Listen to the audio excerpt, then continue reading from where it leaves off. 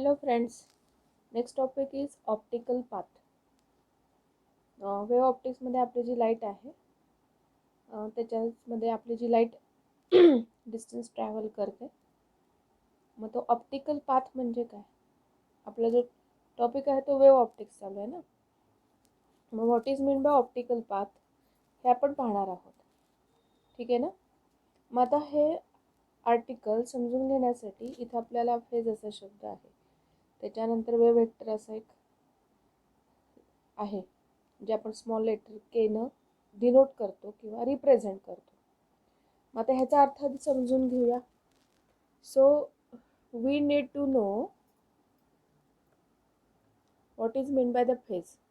आता बऱ्याच जणांना फेजचा अर्थ माहिती आहे, पण ज्यांना माहिती नाही आहे, for those people who don't know what is mean bye phase. Phase काय करते ते it describe state of the particle in the wave. Basically आपली वेव्ह कशामुळे तयार होते, तर आपलं जो पार्टिकल असतात एखाद्या मीडियम, की आपलं एअर मीडियम वगैरे आहे. माझे दुसरे व्हिडिओज आहेत, त्याच्या काही व्हिडिओमध्ये सुरुवातीच्या एक्सप्लेन केलेलं आहे की एखादं मीडियम आहे. आता पार्टिकल्स असे खूप जवळ असतात. आता इथे तुमच्या लक्षात यावं मी असे थोडे दूर दूर काढले. समजा आपली वेव्ह आहे ती पॉझिटिव्ह डायरेक्शनमध्ये चालली असेल, तर ते मीडियमचे पार्टिकल आहेत ते असे perpendicular to the direction of the propagation oscillate होत असतात, म्हणजे एसएचएम परफॉर्म करत असतात. मग हा जो पार्टिकल आहे ज्यावेळेला तो एसएचएम परफॉर्म करतोय वाय डायरेक्शनमध्ये, पॉझिटिव्ह प्लस वाय, तर तेव्हा त्याची एनर्जी येते ह्या पार्टिकलला मिळते शेजारच्या. मग हा शेजारचा पार्टिकल आहे तो ऑसिलेट व्हायला सुरुवात होतो. मग ह्या पार्टिकलची एनर्जी आहे ती त्याच्या शेजारच्या पार्टिकलला मिळते. मग शेजारचा पार्टिकल पण ऑसिलेट होतो.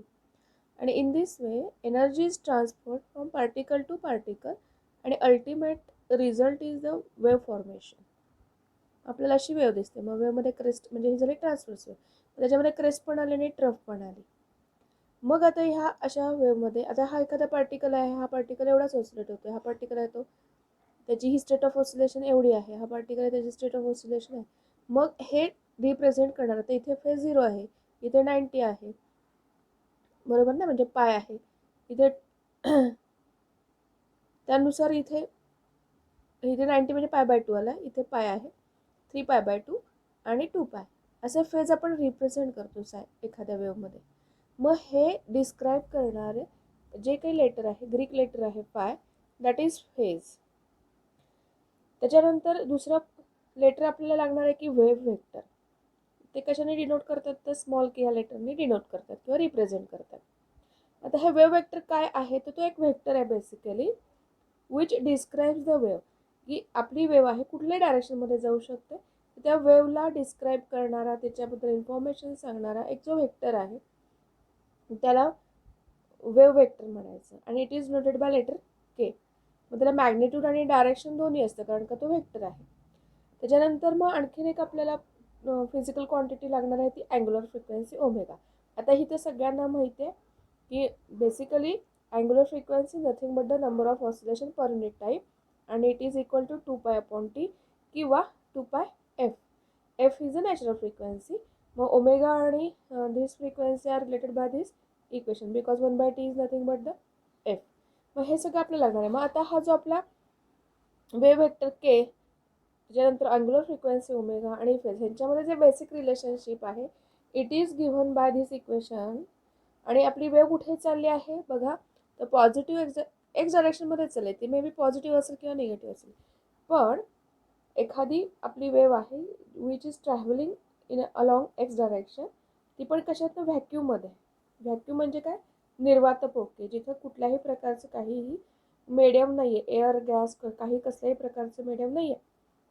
अशा मीडियममधून आपली वेव्ह चाललेली आहे पॉझिटिव्ह डायरेक्शनमध्ये. आणि मग त्या वेव्हचा phase is given by kx-ωt. आता हा जो पॉईंट आहे तो डिटेलमध्ये दुसऱ्या एका चॅप्टरमध्ये कव्हर होणारच आहे, तेव्हा हे आणखीन क्लिअर होईल. आता इथे लक्षात ठेवायचं.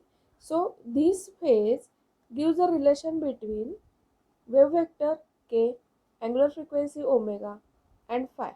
सो मी रिपीट करते, phase of the light wave कशी आहे, तर travelling in the or along the x direction in व्हॅक्यूममध्ये ते करते, एक्स डायरेक्शनमध्ये आपली वेव्ह चाललेली आहे.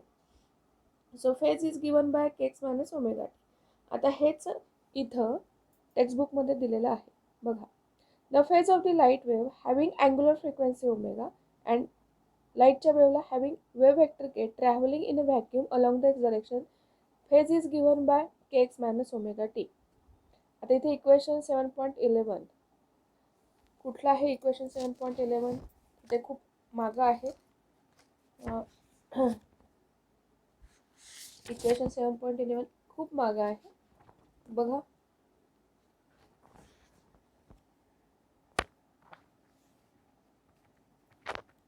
तो ॲक्च्युली स्किप केलेला आहे पॉईंट चॅप्टरमधनं, पण पोलरायझेशनमध्ये हा पॉईंट येतो ॲक्च्युली. तो ह्या वर्षीच्या मुलांना स्किप केलेला आहे टॉपिक, पण हे इक्वेशन ॲक्च्युली इथं आहे की हे वेव्हचं इक्वेशन आहे की E1 is equal to J cap E10 म्हणजे हा ॲम्प्लिट्यूड आहे actually sine of K x minus omega T. मग आता हा टॉपिकच स्किप केला आहे, त्यामुळे जास्त आपल्याला त्याच्यावरती काही करता येऊ शकत नाही किंवा करता येणार नाही. तर मग त्याच इक्वेशनचा इथं रेफरन्स दिलेला आहे, बाकी काही नाही. So phase of the light wave is given by kx minus omega t where omega is angular frequency, k is the wave vector, x म्हणजे आहे की जी आपली वेव्ह आहे ती एक्स डायरेक्शनमध्ये चाललेली आहे आणि टी हा नेहमीच आपला इन्स्टंटेनियस टाइम असतो, हे आपल्याला माहिती आहे. Now remember that wave vector K and angular frequency are related as. Again आता हा जो के आहे वेव्ह वेक्टर आणि अँग्युलर फ्रिक्वेन्सी ह्यांची जी रिलेशनशिप आहे is given by this equation K is equal to omega upon small V. आता ही स्मॉल व्ही म्हणजे काय आहे तर V is the speed of the wave. एखाद्या मीडियम मधला वेव्हचा स्पीड आहे व्ही. आणि जर व्हॅक्यूम असेल तर व्हॅक्यूममध्ये त्या वेव्हचा स्पीड असतो तो स्मॉल सी असतो. बेसिकली स्मॉल सी हा आपला लाईटच्या स्पीडसाठी आपण यूज करतो. इलेक्ट्रोमॅग्नेटिक वेव्हज असतात की ज्यांची व्हॅल्यू आपण 3 × 10⁸ मीटर पर सेकंड अशी घेतो. पण ह्या केसमध्ये इथे जो व्ही आहे हा पण लाईटचा स्पीड आहे, वेव्हचा स्पीड आहे, तो मीडियम मधला आहे. मीडियम कुठलंही असू शकतं, एअर मीडियम असू शकतो, एनी काइंड ऑफ गॅस असू शकतो, लिक्विड्स असू शकतात, ट्रान्सपरंट ऑइल वॉटर वगैरे, किंवा सॉलिड टाईपचे ग्लास काच वगैरे अशा प्रकारचे कुठलंही मीडियम असू शकतं. त्या मीडियममधनं पण वेव्ह ट्रॅव्हल करते ना. मग त्या मीडियममधला लाईटचा स्पीड हा मीडियममधला जो स्पीड असतो तो व्ही हे लेटर वापरतात आणि व्हॅक्यूममधला जो स्पीड असतो त्याला सी हे लेटर वापरतात. मग अँग्युलर फ्रिक्वेन्सी आणि wave vector are related by this equation or by this relationship. Now if the light wave travels a distance delta x its phase changes by delta phi. आता wave आपली travel करते, लाईटची wave आहे ती travel करते म्हणजे ती प्रवास करते आणि किती डिस्टन्स ट्रॅव्हल केलेला आहे डेल्टा एक्स एवढा.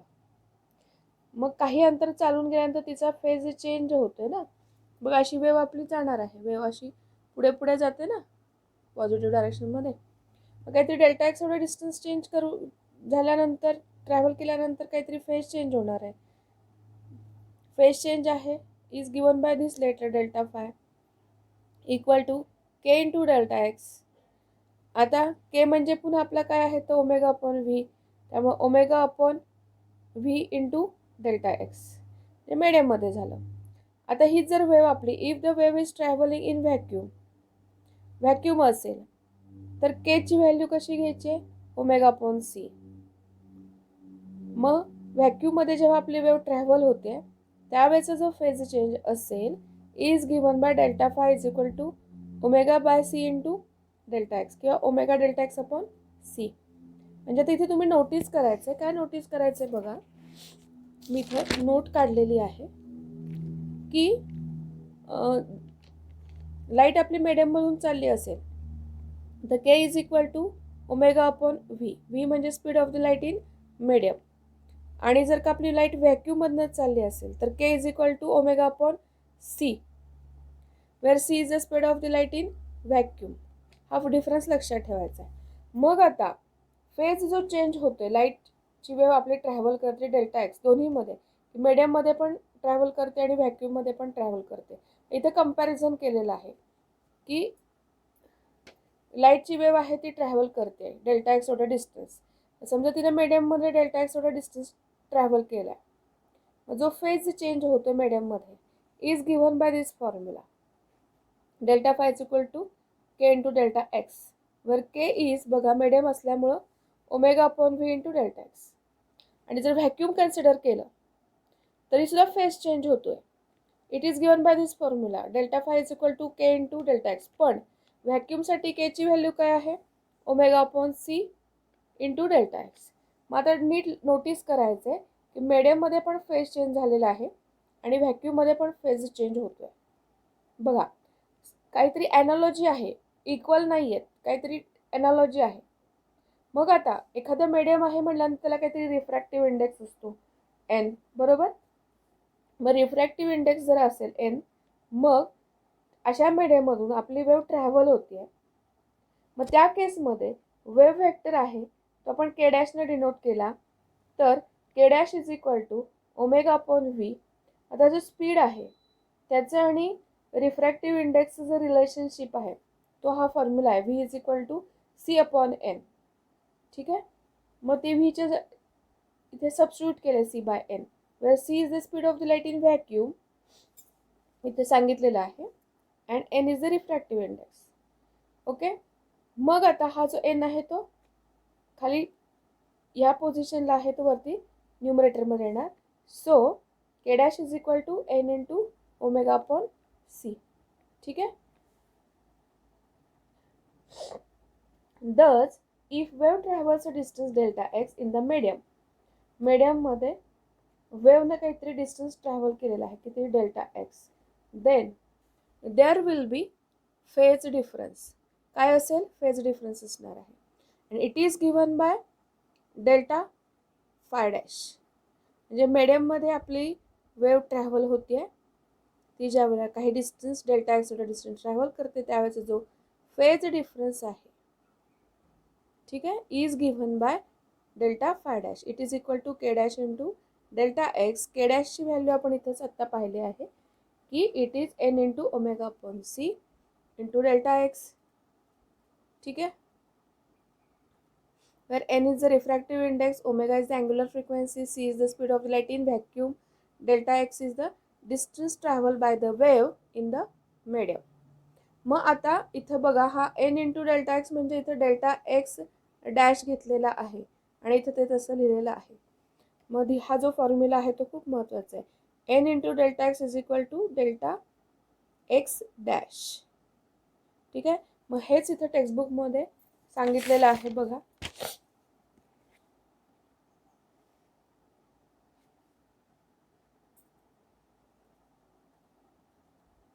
If the light wave travels a distance delta x, its phase changes by delta phi equal to k into delta x equal to omega delta x upon v. And if the wave is traveling in the vacuum, then phase is given by delta phi is equal to omega delta x upon c. इथं medium असेल तर v आहे आणि इथे vacuum असेल तर c आहे. Now in case the wave is traveling in medium having the refractive index small n, then its wave vector k dash and angular frequency चं रिलेशनशिप इथे दिलेलं आहे. k dash is equal to omega upon v, again equal to omega upon c by n, where small v is the speed of the wave in its medium.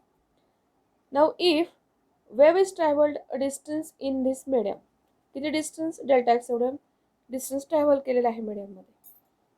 मग phase difference जो generate झालेला आहे मीडियममधनं आपली wave delta x एवढं distance travel केल्यानंतर जो phase difference generate झालेला आहे it is given by delta phi dash is equal to k dash delta x equal to omega upon c into n delta x. आत्ता जे मी वहीमध्ये दाखवलं होतं तेच equation. And finally we get delta x dash is equal to n into delta x. Thus when the wave travels a distance delta x through the medium, एखाद्या मीडियममधनं wave प्रवास करते ट्रॅव्हल करते आणि डेल्टा एक्स एवढा distance cover करते आणि n is the refractive index असेल मीडियमचा, medium having refractive index small n, phase changes by the same amount. तेवढ्याच अमाऊंटनी फेज चेंज होणार आहे लाईटचा. तेवढ्या अमाऊंटनी चेंज होणार. सेम सेम म्हणजे कसं? If or it would if wave had travelled a distance n into delta x in vacuum, म्हणजे व्हॅक्यूममध्ये एन इंटू डेल्टा एक्स एवढं डिस्टन्स वेव्हनं ट्रॅव्हल केलेलं असणार.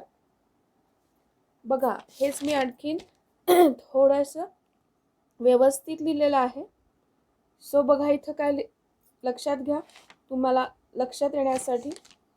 When the wave travels a distance delta x through a medium, मीडियमचा refractive index n आहे, its phase changes by the same amount.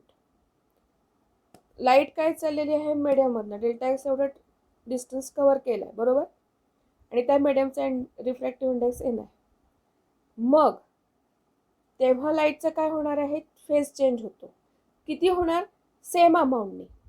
आता same amount कुणाशी compare केलं आहे की आपली जी लाईट आहे ट्रॅव्हल्ड डिस्टन्स कशातनं, व्हॅक्यूममधनं. किती डिस्टन्स काय कव्हर केलं आहे, एन इंटू डेल्टा एक्स एवढं व्हॅक्यूममधलं डिस्टन्स कव्हर केलेलं असतं, तेव्हाच सेम अमाऊंटचा फेज चेंज होतोय. म्हणून मग त्याच्या बेसिसवरती इथं काय आपण म्हणू शकतो की या पुस्तकात पण ते सांगितलं आहे, path length of the delta x in the medium of refractive index n is equivalent to path length n into delta x in the vacuum. बघा इथं पण तेच वाक्य आहे पुस्तकात सुद्धा. So we can say that a path length of delta x in a medium of the refractive index n is equivalent to a path length of n into delta x in the vacuum. म्हणजे ती इक्विव्हॅलंटची दाखवलेली आहे. आणि n into delta x ही जी term आहे is called optical path traveled by a wave. म्हणजे basically काय आहे की हे डिस्टन्स आहे वेव्हनं कव्हर केलेलं, दुसरं काहीही नाही. Thus optical path through a medium is the effective path, path म्हणजे अंतर किंवा रस्ता, traveled by the light in vacuum to generate the same phase difference. बघा मी रिपीट करते की optical path through the medium, एखाद्या मीडियम मधनं पाथ आहे लाईटचा, is the effective path travelled by the light in vacuum. कसं, to generate the same phase difference. ठीक आहे. आता ह्याचं मोर एक्सप्लेनेशनसाठी मी डायग्राम काढलेली आहे.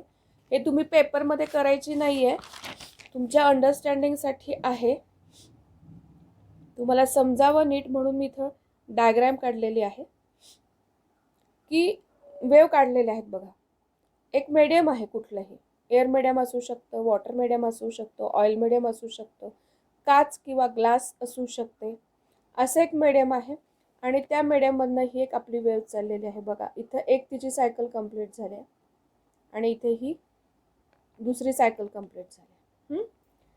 मग आता एखाद्या मीडियममधला लाईटचं स्पीड आणि तीच वेव्ह व्हॅक्यूममधनंच चालली आहे. ही एक सायकल इथे एक कंप्लीट झालेली आहे आणि दुसरी सायकल इथे कंप्लीट झालेली आहे. ठीक आहे. लाईटचा स्पीड आपल्याला बेसिकली फॉर्म्युला माहिती आहे ना, टाइम इज कुठे basically time is equal to distance upon speed, बरोबर ना. मग सेम टाइममध्ये टायमिंग सेम आहे बघा दोन्ही केसमध्ये. मीडियममधनं जे लाईटने डिस्टन्स कव्हर केलेलं आहे ते आणि व्हॅक्यूममध्ये डिस्टन्स कव्हर केलेलं आहे ते, ह्यात फरक आहे.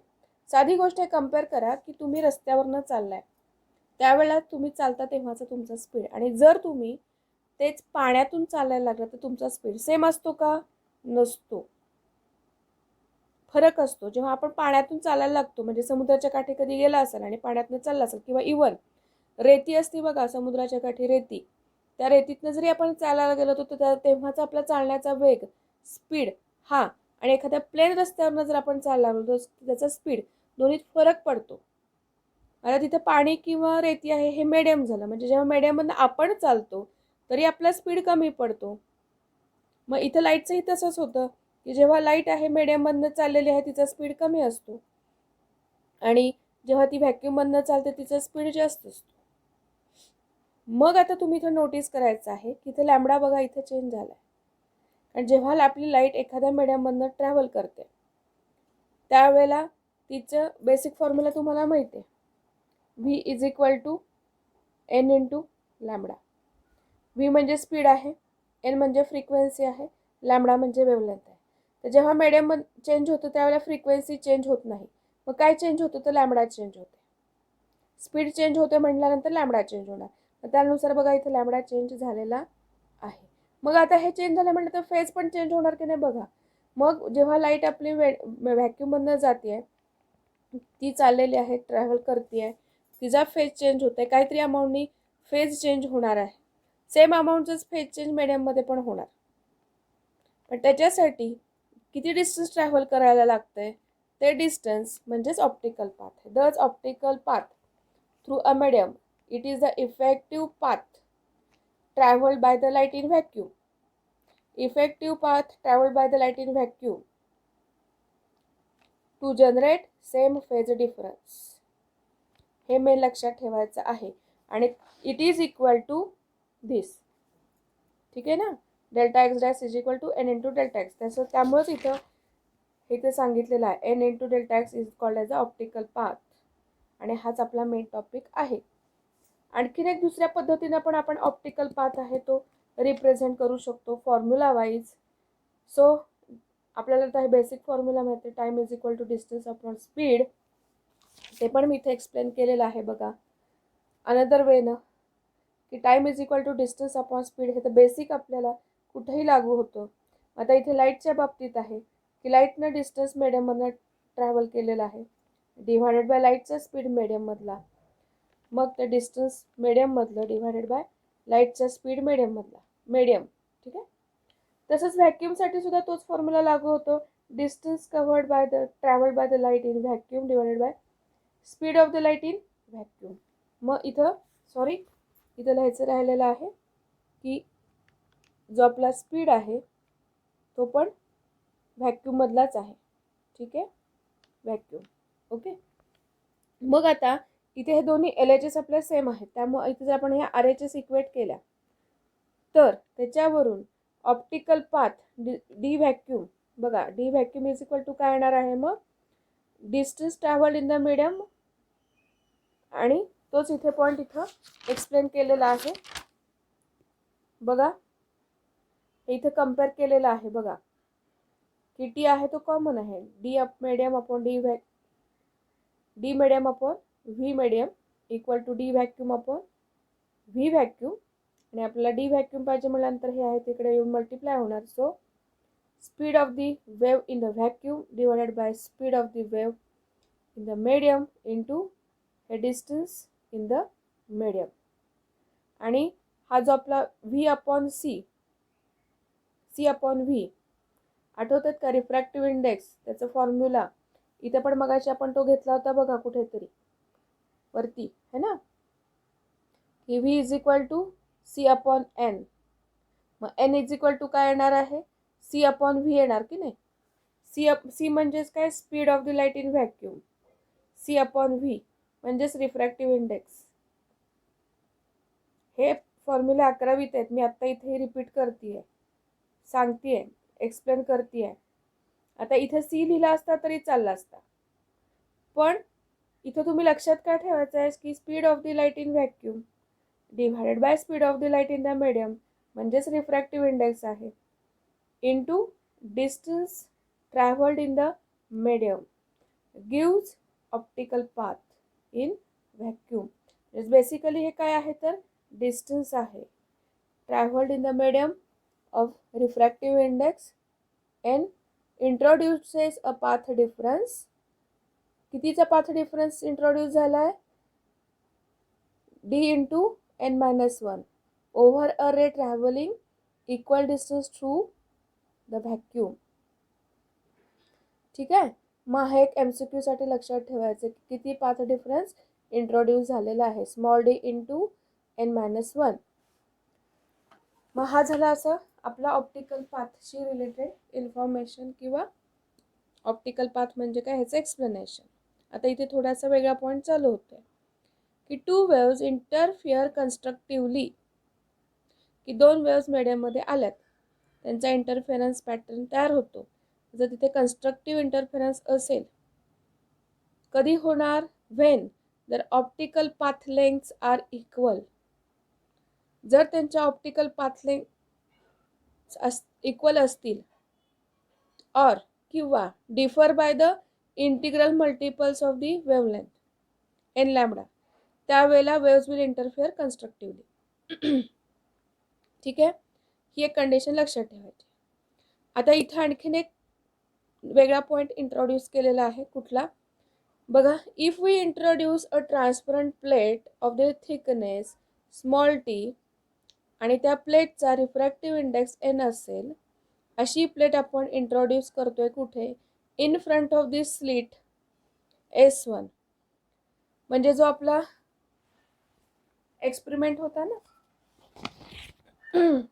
यंग्स डबल स्लिट एक्सपेरिमेंट, त्याच्यामध्ये काय केलेलं आहे की अशी थिन ट्रान्सपरंट प्लेट आहे. आता ही पट्टी आहे ना, स्केल, ही ट्रान्सपरंट असते ना, बरोबर. ती अशी जर आपण फक्त अशी प्लेट घ्यायची आहे आणि ती काय करायची? इंट्रोड्यूस करायची अशी, एवढीच. लाईटचा रेट ट्रॅव्हल करेल ना.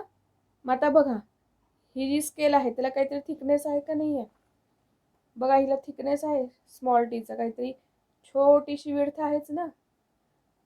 आणि मग एवढं डिस्टन्स लाईटला जास्त कव्हर करायला लागतं. मग त्याच्याशीच रिलेटेड इथं सांगितलेलं आहे. असं जर आपण केलं की if we introduce a transparent plate of the thickness small t, आणि आता हे मटेरियल आहे, ह्याचं काहीतरी रिफ्रॅक्टिव्ह इंडेक्स असणार, ह्याच्यातून लाईट जातेच ना, ट्रान्सपरंट होतेच ना. आता ही जरा थोडीशी ओपेक झालेली आहे, पण अशी एखादी ट्रान्सपरंट प्लेट असेल, त्याला काहीतरी रिफ्रॅक्टिव्ह इंडेक्स एन असेल, आणि अशी प्लेट आपण इंट्रोड्यूस केली, then the optical path travelled by the wave along S1P is higher than that traveled by the wave along S1P in the absence of the plate by n-1 into t. काय सांगितले बघा, की optical path travelled by the wave along S1P is higher, compare केलं, is higher than that travelled by the wave along S1P in absence of the plate by n-1. म्हणजेच काय, ह्याचा simple अर्थ की जर आपण प्लेट इंट्रोड्यूस केली तरच ऑप्टिकल पाथ हा हायर असणार. किती न? n-1 इंटू टी एवढ्या अमाऊंटनी. कुणापेक्षा हायर असणार? की जर आपण ती इंट्रोड्यूस केलीच नाही. म्हणजे दोन सिच्युएशन कन्सिडर केल्यात, की प्लेट इंट्रोड्यूस केली आहे आणि प्लेट इंट्रोड्यूस केलेली नाही. मग प्लेट इंट्रोड्यूस केल्यानंतरचा ऑप्टिकल पाथ हा हायर असतो. किती न? n-1 इंटू टी न. कुणापेक्षा हायर असतो? की जर आपण प्लेट इंट्रोड्यूस केलीच नाही, ती अब्सेंट असेल तर. असा ह्या सेंटेन्सचा अर्थ आहे. Thus, the optical path lengths and therefore phases of the rays reaching the midpoint O' from S1 and S2 will not be equal. आता आपण काय केलेलं आहे बघा, आता इथं काय सांगितलेलं आहे पुन्हा याच डायग्राम मध्ये. आता ही प्लेट इथे इंट्रोड्यूस केली ना, मग काय होणार की इथं लाईटचा रे, आता प्लेट नाहीये, त्यामुळं हे दोन्ही रेजला येण्यासाठी सेम डिस्टन्स आहे. इक्वल डिस्टन्स असल्यामुळे, इक्विडिस्टंट असल्यामुळे इथे कन्स्ट्रक्टिव्ह इंटरफेरन्स होत होता, त्यामुळे आपल्याला ब्राईट फ्रिंज मिळत होती, बरोबर. पण जर आपण इथे प्लेट इंट्रोड्यूस केली अशी, तर असं काय होणार आहे आता की तेवढ्याशा छोट्याशा अमाऊंटनी सुद्धा लाईटच्या रेला ट्रॅव्हल करायला थोडासा वेळ लागणार. मग सेम डिस्टन्स होणार नाही. मग S1 आणि S2 हे O' पासून इक्वल डिस्टन्सवरती राहणार नाहीत. त्यामुळे कन्स्ट्रक्टिव्ह इंटरफेरन्स आपल्याला O' इथं न मिळता एक तर तो शिफ्ट होणार, वरच्या बाजूला तरी शिफ्ट होईल किंवा इकडे तरी शिफ्ट होईल, खाली कुठल्या तरी O' आयदर बाजूला तो शिफ्ट होणार. सेंटर जो ब्राईट फ्रिंज असते, सेंटर पॉइंट असतो, तो काय होणार आहे? शिफ्ट होणार. मग तेच इथं ह्या पॉइंटमध्ये सांगितलेलं आहे. की the optical path length and therefore phases of the rays reaching the mid point O dash, कुठून येत आहेत आपले रेज किंवा वेव्स S1 आणि S2 पासून, विल नॉट बी इक्वल, ते इक्वल नाही आहेत. त्यामुळे तिथे पाथ लेंग्थ पण इक्वल नाही आणि फेज पण इक्वल नाही आहे.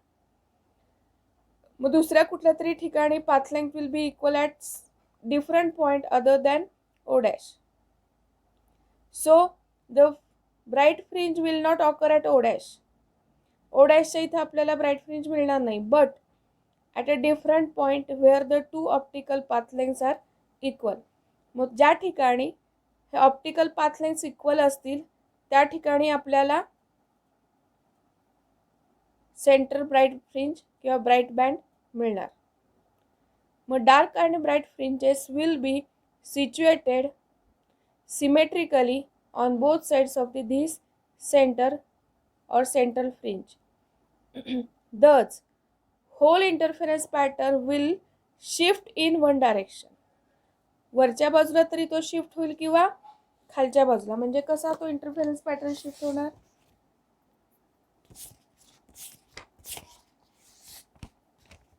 जो आपल्याला फ्रिंज पॅटर्न इथे मिळत होता हा असाच्या असा उचलून एकतर वरती शिफ्ट होईल किंवा असाच्या असं खाली शिफ्ट होईल. कधी की जर आपण ट्रान्सपरंट प्लेट आहे अशी इंट्रोड्यूस केली तर हा पूर्ण बँड आहे तो शिफ्ट होईल वर किंवा खाली. ट्रान्सपरंट प्लेट इंट्रोड्यूस केली तर, पण ही जी विड्थ आहे ती मात्र चेंज होणार नाही, ती तशीच्या तशी सेम राहणार, ती चेंज होणार नाही.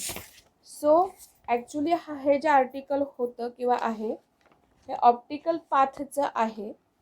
मग ह्याच्यामध्ये wave vector, angular frequency, phase difference कसे रिलेटेड आहेत ते सांगितलेलं आहे आणि त्याच्या थ्रू ऑप्टिकल पाथ म्हणजे काय ते इथे एक्सप्लेन केलेलं आहे डिटेलमध्ये. आणि ते डिस्टन्स आहे बेसिकली लाईटनं ट्रॅव्हल केलेलं. कशासाठी, सेम फेज डिफरन्स जनरेट करण्यासाठी. आणि ते डिस्टन्सचा हा फॉर्म्युला आहे. एकतर हा फॉर्म्युला लक्षात ठेवा की स्पीड वगैरे दिले असतील तर हा फॉर्म्युला यूज करायचा आहे आणि रिफ्रॅक्टिव्ह इंडेक्स दिला असेल तर हा फॉर्म्युला यूज करायचा आहे. सो बेसिकली ऑप्टिकल पाथ हे डिस्टन्स असतं. ठीक आहे. आणि जर मीडियममधून आपली लाईट ट्रॅव्हल करत असेल तर पाथ डिफरन्स कितीना इंट्रोड्यूस होतो तर स्मॉल d × n-1 एवढा पाथ डिफरन्स इंट्रोड्यूस होतो.